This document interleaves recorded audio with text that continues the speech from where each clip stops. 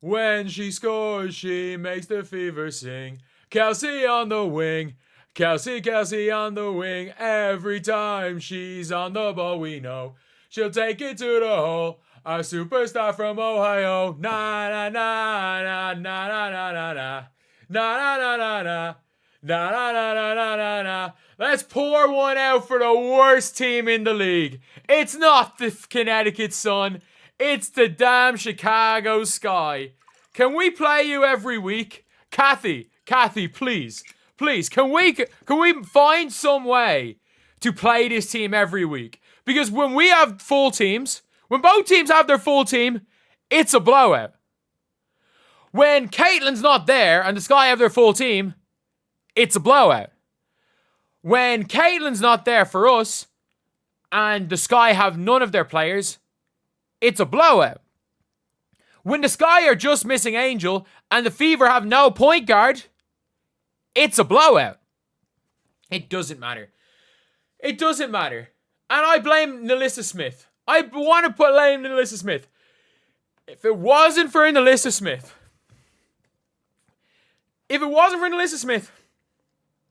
with what I personally believe was the worst defensive quarter I've ever seen in the fourth quarter on Angel Reese last year, the Indiana Fever would be 8-0 against the Sky. 8-0. 8-0. This is how bad the Fever are. The Fever have come off a 30-point win and they lost all their point guards. They lost all their point guards, man. I was like, oh, the Fever might not even beat the Sky. I thought the Fever were going to lose. You couldn't even be competitive with a Fever team. It's not Fever without Caitlin Clark. It's Fever with no point guards. You make Kelsey Mitchell look like the fucking point guard. Kelsey Mitchell comes out there with 8 assists. She's there diming you up. It's not even just Kelsey Mitchell. Kelsey Mitchell, I'm not joking. She did, like, we're going to bring paint. We're going to bring paint. Like, I'm never going to bet on you guys again. I've had so much faith, blind faith in this team. I've had so much blind faith in this Chicago Sky team to at least be competent. So Kelsey Mitchell, there was a possession during the game where Kelsey Mitchell got the ball. I shit you not. She got the ball here. She dribbled the ball on the floor. And she did this. She went here, to here, to here, to here, to here, to a fake here, to here, to here, to a fake here, to here, to a fake here, pull back, three-pointer, boom. She literally she was running laps. Like, that was... Remember the way I said the Liberty were, like, trolling the Fever when the Fever ran them close? Like, the Sky are so, like they're so bad. They're actually, like, I cannot believe how bad they are. I cannot believe how bad they are. Like, the Fever have 0 point guards. And the Sky still couldn't stay within 20. I'm never predicting them to win another game again.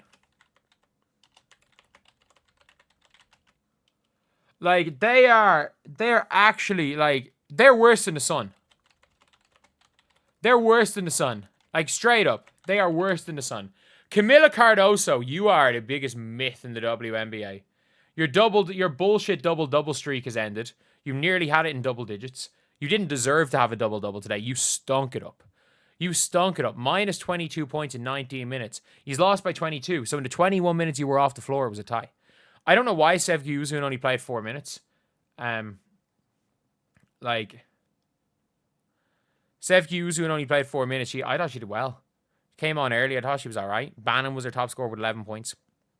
Like, the Sky have had multiple games this season against the Fever where the top scorer has had 12 or less points.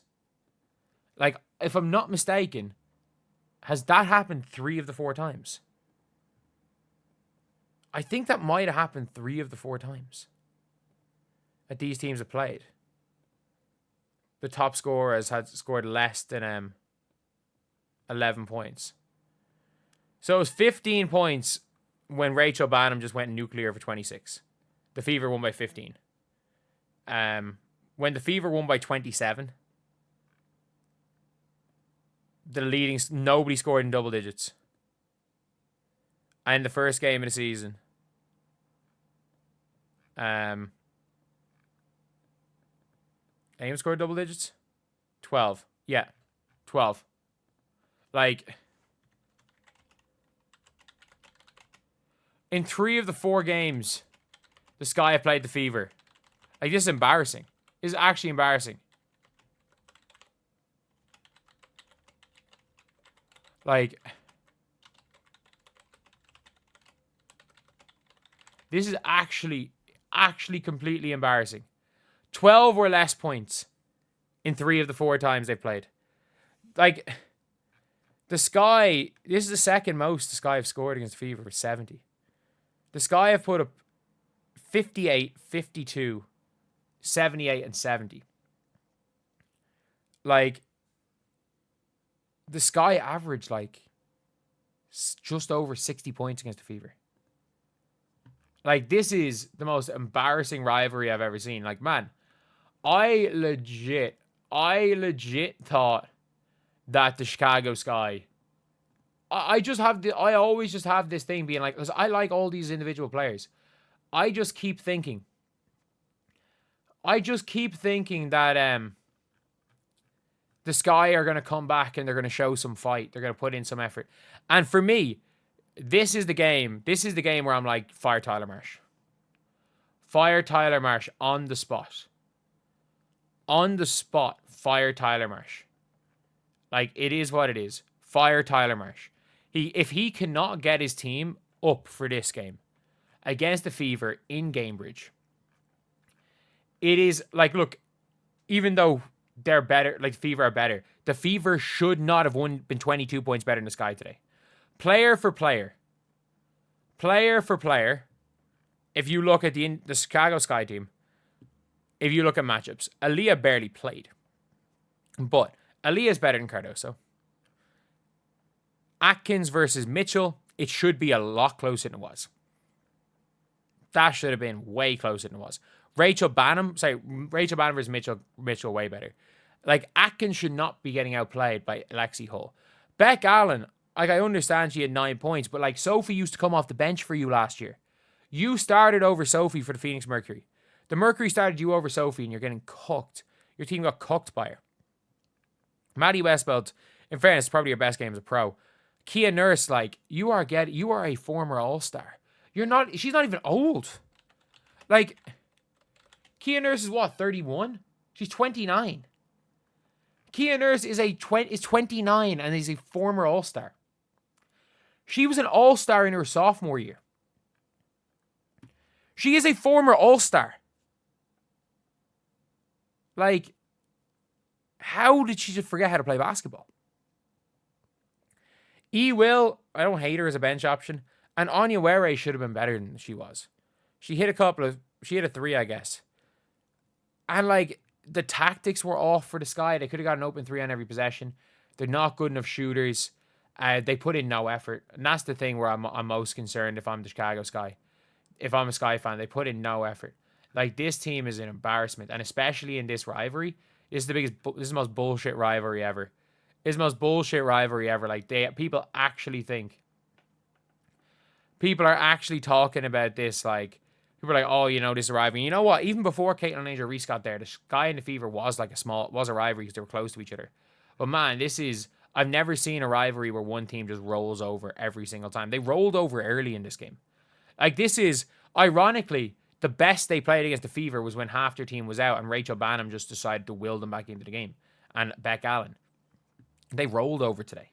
They rolled over and let the Fever's junk zone stop them from scoring every possession. Fever weren't even playing a good zone. It was a junk zone. They couldn't even get an open shot. Like, all they had to do, I mean this when I say this, all they had to do to beat the junk zone is this. So, the Indiana Fevers, they were playing a flat 3-2. If you guys don't know, the flat 3-2 is one of the easiest zones to break down. if you know how to do it. So they were just playing it like they had no one in the high post. But what the Indiana Fever were doing was they were playing the flat 3-2. So like obviously the 3-point, the elbow extended is a little bit higher. Let's just say here. So the elbow extended. They had one defender here, one defender here, defender here, defender here.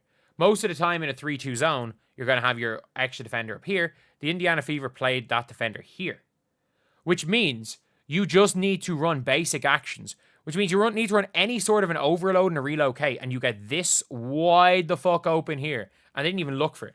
They didn't even look for it. You could have got Rachel Banham open every single time there. You plant shooter here, and then honestly, you have Rachel Banham or something. Just put Banham there. And then on the weak side, I kid you not, just have somebody in the corner there. Rachel Banham has the ball. And all you have to do is get whoever this is, or even if Rachel Banham wants to start here, and then this person dribbles the ball down and Rachel Banham relocates to here, then you've got another player who is either should be in the middle, forcing one of these players to come up, or if they want to start in the wing, just cut to there, taking this middle player out. This player, because of the way they're in the zone, this player's sitting back, this player's probably dropping in. And because this player is already far behind, it's a tough one to come out and contest that. You can literally just dribble to the wing, pass the ball up top, and it's an open 3-point shot every time. Like, it's a junk zone. The flat 3-2 is a junk zone. They don't have NBA level athletes run a flat 3-2. It's a fucking junk zone. How you didn't, all you have to do, I'm not joking, is dribble to one wing and have one player relocate to the top of the 3-point line. It's an open 3-point shot every time. And Tyler Marsh couldn't even do that. Fucking pathetic. Pathetic tactically, pathetic effort-wise. Fire Tyler Marsh tomorrow. Like, I think demote Tyler Marsh. Don't fire him because he's a hell of a development coach. Demote him to development coaches. That's what he should be. That's all he should be.